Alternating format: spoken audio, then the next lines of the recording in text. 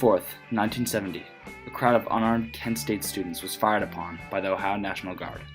The shots were fired by 29 of 77 guardsmen. 67 rounds were shot over a period of 13 seconds, killing 4 students and wounding 9 others. Prior to the Kent State shootings, events transpired that caused an eruption of protests on college campuses and institutes all over the country. These events consisted of the My Lai massacre going public in November of 1969, an incident in Vietnam in which a town of between 347 and 504 unarmed civilians was razed to the ground by U.S. troops' gunfire, sparing no woman or child, as well as the enactment of the first draft lottery since World War II in December of 1969. On April 30th, 1970, Nixon revealed that the Cambodian excursion had been U.S. perpetrated, which sent a large part of the U.S. into further dissent.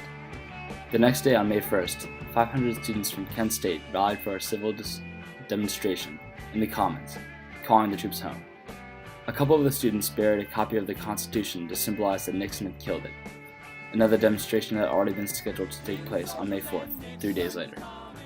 Vandalism broke out around midnight in the town of Kent, when a crowd of roughly 120, including students and townsfolk, began throwing beer bottles through store windows and at police cars. The local bars closed down early to try to end the situation, and the police intervened using tear gas to absolve it. The following day, on May 2nd, the governor of Ohio, Jim Rhodes, called in the Ohio National Guard to monitor further situations and to take action if necessary. By the time the Guard arrived, a large demonstration on campus was already in effect, the burning of the Reserve Officer Training Corps building. The building had been cleared of all personnel before the burning occurred. The Guard pushed the students back, bayoneting a few in the process, in order to let the firefighters put out the fire. These were the first drops of blood to fall on Kent State, but not nearly the most significant. On May 3rd, Governor Rhodes made a speech declaring that what the students were doing was a violent crime against America, and that he would fight fire with fire. We've seen here at the city of Kent especially, probably the most vicious form of campus-oriented violence yet perpetrated by dissident groups. They made definite plans of burning, destroying, and throwing rocks at the police, the National Guard, and the Highway Patrol. This is when we're going to use every part of the law enforcement agency of Ohio to drive them out of Kent. We're going to eradicate the problem. We are not going to treat the symptoms. And these people just move from one campus to the other to terrorize the community. They're worse than the brown shirts and the communist element, and also the night riders and the vigilantes. Rhodes even attempted to invoke martial law so that he could deal with the students as he pleased. More protests continued throughout the night, and more students were bayoneted and being forced back to their dorms, when the mayor, Leroy Stratton, called for an 11 p.m. curfew. On May 4th, the demonstration that had been planned 3 days prior was held at noon, attended by 2,000 students, despite faculty distributing flyers saying that the rally was canceled. The students attempted to force the Guard off the campus by throwing rocks, to which the Guard responded by using tear gas and threatened the crowd of protesters by aiming at them. The Guard in formation forced the students back across the campus, and at 12:24, having apparently declared the situation hostile, fired into the crowd of unarmed civilians. Some eyewitness accounts captured the moment. The shots were definitely coming my way, because when a bullet passes your head, it makes a crack. I hit the ground behind the curve, looking over. I saw a student hit. He stumbled and fell, to where he was running towards a car. Another student tried to pull him up behind the car. Bullets were coming through the windows of the car. As the student fell behind the car, I saw another student go down, next to the curb, on the far side of the automobile, maybe 25 or 30 yards from where I was lying. It was maybe 25, 30, 35 seconds of sporadic firing. The firing stopped. I lay there for maybe 10 or 15 seconds. I got up. I saw 4 or 5 students lying around the lot. By this time, it was like mass hysteria. Students were crying. They were screaming for ambulances. I heard some girl screaming, "They didn't have blank. They didn't have blank." No, they didn't.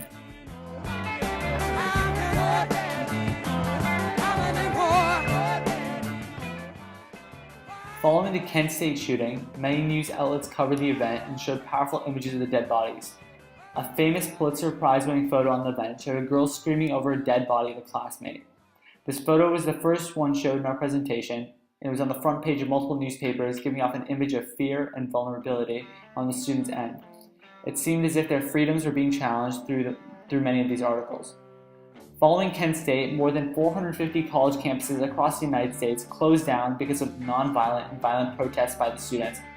People sympathized greatly and passionately with the Kent State shooting, and it became a key symbol of resistance against the Vietnam War. Also, 5 days after the Kent State shooting, over 100,000 protesters came out demonstrating in DC against the war and against the killing of unarmed student protesters. This is yet another example of the magnitude of the power of the Kent State shooting and how it succeeded in changing American minds and passions. While it didn't cause any major changes from the American administration, it was the main factor to cause an intense and passionate resistance to the Vietnam involvement and the government's decisions in Vietnam. Are the goals and values of nonviolent conflict and civil disobedience a viable option for changing a perceived unjust society into a just one? Over the last century, nonviolent movements have proven to be more effective than violent movements, having a much higher success rate. These nonviolent movements slowly but surely became a much more effective method nearing the turn of the 21st century. Nonviolence is useful and effective, but only in specific circumstances. In the case of Kent State, nonviolence was effective, but only because there was violence against student protesters. Violence from the Ohio National Guard and the student deaths caused the protests to become significant, get national headlines, and gain sympathy from the American population toward their cause. If the students had hurt or killed any of the officers or National Guardsmen, we would be talking about a very different situation. In a case like that, where violence was abusively being used, the sympathy would fall towards the other side, and the movement would effectively fail. A large part of why the Kent State movement was more or less effective was the light in which it was shed by the media. Following the student deaths, numerous papers covered the protests and the shooting and spun it in favor of the student protesters. It made them seem as if they were being oppressed and unfairly and violently silenced. Based on the way that the media portrayed the story, the students gained an immense amount of support from the general American population, and the resistance up to the Vietnam War reached highs. In this way and many others, the Kent State protest was successful in changing the mindset of Americans in the way that they desired. Nonviolence alone cannot accomplish one's goals. It is not a direct means to success, but is a starting point. From there, one needs a clear oppression and strong reaction from the opposition. Then media and other outlets of communication need to deem the response newsworthy and paint the reaction as if it were unfair in its response, just as the news outlets did for the Kent State shooting. This kind of news generates anger and passion, and it changes minds. So to answer the question, yes, nonviolence can be incredibly effective, but only with specific stipulations.